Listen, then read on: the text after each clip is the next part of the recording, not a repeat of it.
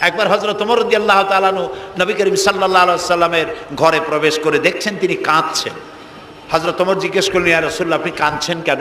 তিনি বললেন, এইমাত্র জিবরিল এসেছিল।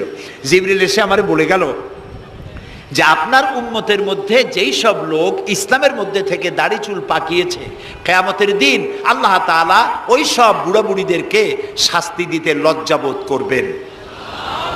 হযরত ওমর বলেন, ইয়া রাসূলুল্লাহ, এ তো আপনার উম্মতের জন্য শুভ সংবাদ, আপনি কাঁদেন কেন? আল্লাহর নবী বলেন, হে ওমর, আমার কান্নার কারণ ভিন্ন। আমার কান্নার কারণ হচ্ছে আমার লজ্জা করে, আমার লজ্জার অনুভূতিতে আঘাত লাগে এই ব্যাপারে যখন আমি চিন্তা করি যে আল্লাহ রাব্বুল আলামিন যেই বুড়াদেরকে কিয়ামতের দিন শাস্তি দিতে লজ্জা বোধ করবেন, সেই বৃদ্ধ মানুষগুলো আল্লাহর সাথে নাফরমানি করতে লজ্জা বোধ করে না। এই জন্য এই দুঃখে এই লজ্জায় আমি কাঁদি।